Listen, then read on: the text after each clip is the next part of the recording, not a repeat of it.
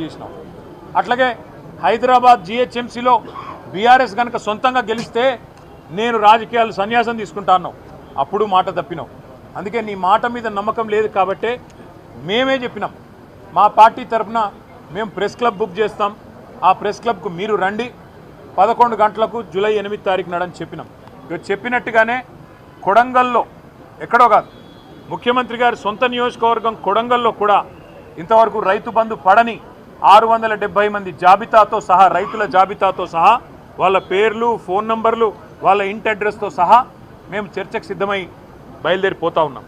అట్లాగే రాష్ట్ర వ్యాప్తంగా మరి జరగని రుణమాఫీ, పడని రైతు బంధు, అదేవిధంగా రాని బోనస్సు, రైతు శ్రేయస్సుకు సంబంధించి ప్రతి అంశం మీద విస్తారంగా చర్చించడానికి మా పార్టీ నాయకత్వం మొత్తం కూడా సిద్ధమై మొత్తం సమాచారంతో సహా, ప్రభుత్వ అధికారిక సమాచారంతో సహా మేము ఇవాళ ప్రెస్ క్లబ్కు బయలుదేరిపోతూ ఉన్నాం. ముఖ్యమంత్రి గారు నిన్ననే బయలుదేరి ఢిల్లీ పోయినారంట. మేము అనుకున్నాం వస్తారేమో అనుకున్నాం, ఆయనే ముచ్చటపడి పిలిచిండు కదా వస్తారేమో అనుకున్నాం. రావడం లేదని నేను అనుకుంటా ఉన్నాను, ఎందుకంటే ఢిల్లీలో ఉన్నానని చెప్తున్నారు. మరి వ్యవసాయ మంత్రి గారు వస్తారా, లేదా ఇంకెవరన్నా బాధ్యత గల మంత్రి గారు వస్తారా, లేక ఉప ముఖ్యమంత్రి గారు వస్తారా మాకు తెలియదు. ఎందుకంటే ముఖ్యమంత్రి గారు స్వయంగా విసిరిన సవాల్ కాబట్టి తప్పకుండా వారి ప్రభుత్వం నుంచి ఎవరన్నా ఒక బాధ్యత గల వ్యక్తి వస్తారని నేను అనుకుంటా ఉన్నా. మేము పోతాము, అక్కడ ఎదురు చూస్తాం. ఎవరన్నా బాధ్యత గల మంత్రో ఉప ముఖ్యమంత్రో వస్తే వారితో కూడా మాకేం బేసిజం లేదు, ముఖ్యమంత్రి రావాలి అని మేమేం అంటలేం. ముఖ్యమంత్రి గారి తరఫున ఒక మంత్రి వచ్చినా వారితో చర్చించడానికి మేము సిద్ధంగా ఉన్నాం. ఎందుకంటే ఇంపార్టెంట్ సబ్జెక్ట్, రైతుల సబ్జెక్ట్ కానీ, తెలంగాణ యువత సబ్జెక్ట్ కానీ, 2 లక్షల ఉద్యోగాలు ఇస్తానని చెప్పి అశోక్ నగర్లో ఛాయ్ అడ్డా మీద ఛాయ్ దాక్కుంటా రాహుల్ గాంధీ గారు స్వయంగా ఇచ్చిన మాట మీద కూడా చర్చించడానికి సిద్ధమా అని ముఖ్యమంత్రి గారు అన్నారు.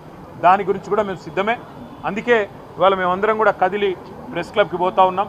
అక్కడ ఎవరో ఒక మంత్రి గారు, బాధ్యత గల మంత్రి గారు వచ్చినా చర్చించడానికి మేము సిద్ధంగానే ఉన్నామని చెప్పి తెలియజేస్తూ, మరి ముఖ్యమంత్రి గారు మాట నిలుపుకొని తప్పకుండా హాజరు కావాలని, ఇవాళ హాజరు కాలేని పక్షంలో మరొక రోజు వారు ఏ స్థలం చెప్పినా, ఏ తేదీ చెప్పినా, ఏ రోజు చెప్పినా, ఏ డేటు ఏ టైం చెప్పినా తప్పకుండా మేము వస్తాము మా పార్టీ తరఫున మళ్ళొకసారి వారి సవాల్ను స్వీకరిస్తూ, వారికి విజ్ఞప్తి చేస్తూ, చర్చలో తప్పకుండా ఎవరైనా మంత్రి గారు వస్తే వారికి కూడా ముఖ్యమంత్రి గారికి చెప్పాలనుకున్న అన్ని విషయాలు, రాష్ట్రంలో రైతులకు జరుగుతున్న మోసాలు, రాష్ట్రంలో రైతులకు చేస్తున్న అన్యాయం మీద వివరించి చెప్పడానికి మేము సిద్ధంగా ఉన్నామని మళ్ళొకసారి తెలియజేస్తాం.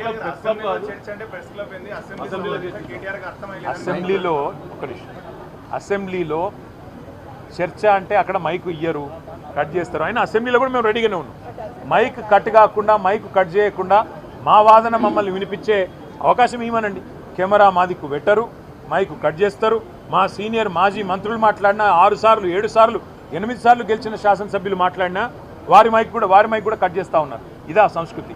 అసెంబ్లీలో స్పీకర్ గారిని పాపం ఆయనని ఇబ్బంది పెడుతూ, అందుకే మేమేమనుకున్నామంటే గతంలో ఇదే రేవంత్ రెడ్డి గారు ప్రెస్ క్లబ్ కూడా మంచి వేదికనే, అది ప్రెస్ వాళ్ళ చేతుల్లో ఉన్న వేదిక, అదేమి ఎవరో మేమేదో ఏర్పాటు చేసిన వేదిక కాదు, ఒక న్యూట్రల్ వేదిక. మరి అసెంబ్లీలో ఎట్లాగో అసెంబ్లీ సమావేశం కూడా పెడతలేరు. మేము అడిగినాం గతంలో ఫార్ములా ఈ మీద చర్చ పెడితే అసెంబ్లీలో పెట్టమని అడిగినాం, పెట్టలేదు. ఆ రోజు ఫార్ములా ఈ మీద చర్చ లేదు, ఈరోజు ఫార్మర్ మీద చర్చ లేదు. ఎక్కడ అసెంబ్లీలో చర్చకు కూడా అవకాశం లేకుండా చేస్తూ ఉన్నారు. కాబట్టే మరి ప్రెస్ క్లబ్ అయినా రెడీ, రేపు అసెంబ్లీలో పెడతాను ముఖ్యమంత్రి గారు మాటిస్తే, మైక్ కట్ చేయకుండా స్పీకర్ గారు కనుక మాటిస్తే తప్పకుండా మా పార్టీ తరఫున మేము మాట్లాడతాం, వారి ఛాలెంజ్ స్వీకరిస్తాం. ఇప్పుడు కేసీఆర్ గారే నడుపుతున్నారా ప్రభుత్వాన్ని, లేక ఇంకెవరైనా నడుపుతున్నారా మాకే తెలియదు. ఇప్పుడు కేసీఆరే అసెంబ్లీ పెట్టాలి, కేసీఆరే నిర్ణయాలు చెప్పాలి, కేసీఆరే ముందు చెప్పాలి ఏదైనా సరే. మరి మీకు కదా ప్రజలు ఓట్లేసింది, మీకు కదా 420 హామీలు, మీరు ఇచ్చిన హామీల ఆధారంగా కదా ప్రజలు ఓట్లేసింది. కాబట్టి నీకు చేతనైతే ప్రభుత్వాన్ని నడుపు, లేదా తప్పుకో కేసీఆర్ గారికి అప్పచెప్పు, ఏం చేయాలో మేము చేసి చూపెడతాం. Thank you. రారు అని ముందే మీరే డిసైడ్ అయిపోయారా? పారిపోయిందా? ఓకే మీరు రండి.